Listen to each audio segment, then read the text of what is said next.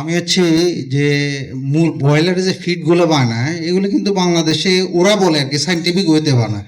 এখানে একটা ratio maintain করে, ভুট্টা এত পার্সেন্ট, সয়া মিল এত পার্সেন্ট, ভিটামিন এত পার্সেন্ট, মিনারেল এত পার্সেন্ট, এবং কি এটা গভর্নমেন্ট কর্তৃক অ্যাপ্রুভালও আছে ওদের কাছে। আচ্ছা আচ্ছা। তো তাহলে ওরা পুরো ফিডটা সাইন্টিফিক ওয়েতে বানায়, ওরা ডিক্লারেশনও দেয় যে আমার যদি 1600 গ্রাম ফিড খাওয়ানো হয় আমার মুরগির মাংস বাড়বে 1000 গ্রাম। আচ্ছা, অর্থাৎ 1600 গ্রাম 1:6 রেশিও আর কি। তো তাহলে সাইন্টিফিক ওয়েতে করার ফলে এটা খারাপ কেন, একটা কোশ্চেন। আর একটা কোশ্চেন হচ্ছে ময়দাতে গ্লুটেনিনের পরিমাণ বেশি থাকে, আটাতে গ্লুটেনিনের পরিমাণ কম থাকে, তাহলে গ্লুটেনিন কি আমাদের জন্য খারাপ কিনা? আর আরেকটা কোশ্চেন হচ্ছে আপনার রাইসে যে আপার লেভেলের যে ব্রেনটা আছে, আর হচ্ছে গমে যে বাইরে যে হাস্কটা আছে, আপনারা যখন সাইন্টিফিক ওয়েতে এখন যে রাইস এবং ময়দা বা আটা বানানো হয়, এখানে কিন্তু দুইটার ক্ষেত্রে রাইসের ক্ষেত্রে ব্রানটা সরাই ফেলে, রিমুভ করে ফেলে, আর গমের ক্ষেত্রে হাঁসটা সরাই ফেলে। এটা কি ভালো কি খারাপ? আমি মনে হয় 3টা কোশ্চেন করছি। ধন্যবাদ সবাই। ওকে, প্রথমত খুবই স্যার খুব গুরুত্বপূর্ণ প্রশ্ন, উত্তর দিয়ে সবার কাজে লাগবে। আমেরিকাতে একটা রিসার্চ ল্যাব আছে যে চালের যে ব্রানটা ওটা দিয়েই হার্ট আনব্লকিং এর জন্য ন্যাচারাল মেডিসিন বানানো হচ্ছে। এটা হার্টকে আনব্লক করে। এই মুরগির যে ধরনের আপনার সিড দেওয়া হচ্ছে সেটা কর্ন বা এগুলো একটু ডেঞ্জারাস তাদের জন্য, ডেঞ্জারাস। যখনই হাই গ্লুটেন করা হয়েছে তখন বডিটাকে নিতে পারতেছে না, বিকজ এটা ইনফ্লামেটরি প্রোটিন।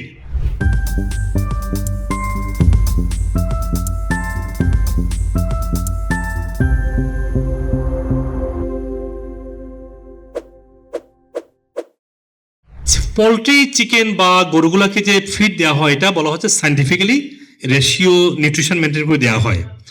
এটা নিউট্রিশনটা কে মেনটেন করেছে? আমরা। কিন্তু আমরা কিন্তু মুরগির স্রষ্টা না। এই মুরগির খাবার এই নিউট্রিশন না। এই মুরগির যে ধরনের আপনার সিড দেওয়া হচ্ছে সেটা কর্ন বা এগুলো একটু ডেঞ্জারাস তাদের জন্য, ডেঞ্জারাস।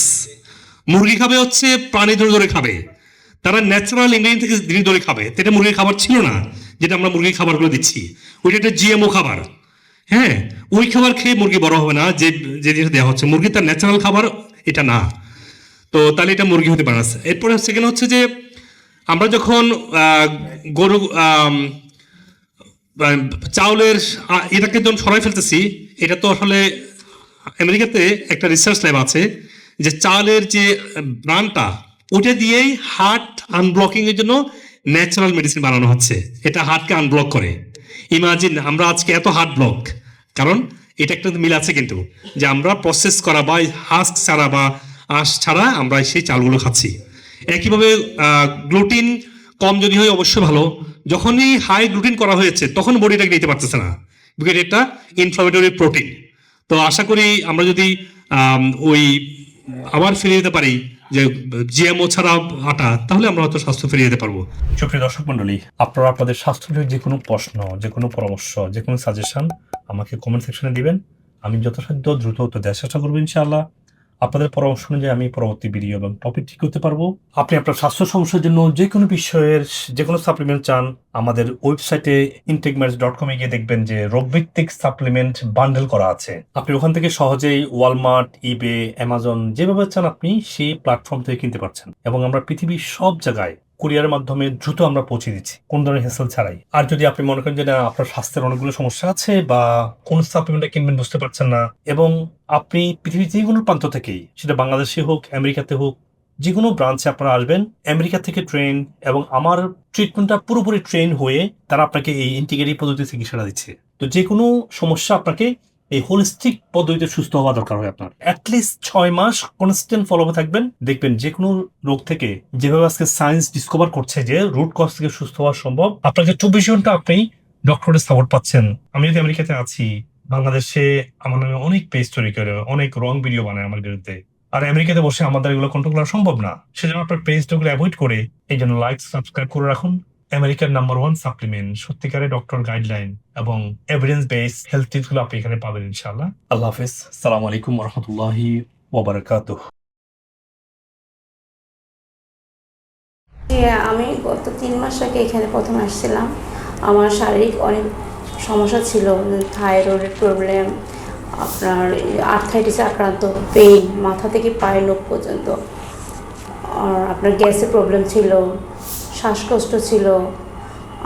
আলহামদুলিল্লাহ আমি সব ট্রিটমেন্ট নিয়েছি, এখন নিচ্ছি নিয়মিত।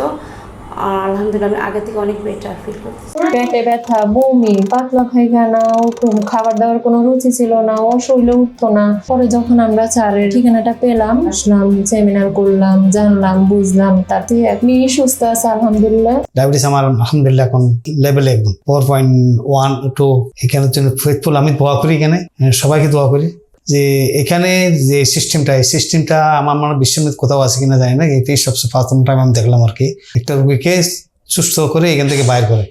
আশানুরূপ অনেক কথাবার্তা উনি বলেছেন, বা বলেছেন যে আল্লাহ চাহিত অনেক কিছু, তারপরে উনি যে ট্রিটমেন্ট দিয়েছেন, তো সবগুলো মিলে আসলে আমার প্রথমে রিপোর্ট দেখে আমার নিজেরই আসলে বিশ্বাস হচ্ছিল না যে ও কি কখনো সম্ভব হবে কিনা। এখন আল্লাহর রহমতে আমি এই মাসে কনসিভ করেছি। ওনার লোয়ার অ্যাবডোমেনে বহু পেইন ছিল, অনেক অনেক ব্যথা ছিল। আলহামদুলিল্লাহ এই ওষুধ খাওয়ার পর আস্তে আস্তে ওই ব্যথাটা চলে গেছে। তারপরে আমার কিডনিতে একটু দেখাইছে। যখন হক সাহেবের কথা শুনছি, মুজিবুর রহমান হকের, তখন শুনতে শুনতে আজ 5 মাস আমি নামাজ পড়ি, আবার শুনি, যত শুনি যাতে এতই ভালো লাগে। মুজিবুল হকের অনেক অনেক ধন্যবাদ, ওনাকে আল্লাহ জান্নাত ফেরদাউস দাও, সব ডাক্তারগুলোই ধন্যবাদ। যখন ধরা পড়ে গলব্লাডার স্টোন, অনেকগুলো ডক্টর দেখিয়েছি, সবাই বলেছে এটা সার্জারি করতে হবে, সার্জারি ছাড়া কোনো ওয়ে নেই। তখন আমি পুরো ভেঙে পড়ি যে এত অল্প বয়সে আমি আমার গলব্লাডার কেটে ফেলে দিব, এটা কেমন একটা বিষয়। এরপর আমি ইউটিউব অনেক ঘাটাঘাটি করে হক স্যারের একটা ভিডিও পাই, ওই ভিডিও দেখে আমি আমেরিকান ওয়েলনেস সেন্টারের ঠিকানা জোগাড় করে এখানে আসি। এরপর মাহমুদা ম্যামের আন্ডারে গলব্লাডার ফ্ল্যাশ করি, আর 2বার ফ্ল্যাশের পরে আমার এত পাথর বের হয়েছে, আমি নিজে দেখে অবাক হয়ে গেছি যেগুলো আমার ভিতরে ছিল। সাথে আরো অনেক টক্সিনস বের হয়েছে। যখন আমি এমনি অনেক ডাক্তার দেখাইছি, ওষুধ খেয়েছি, কিন্তু কোনো কাজ হয়নি। তো পরে মূলত এখানে আসা, তা আমিও আকু দেই এবং আল্লাহর মধ্যে আমারও অনেক উপকার হয়েছে। আমি এখন একেবারে মোটামুটি বলতে গেলে 99% সুস্থ।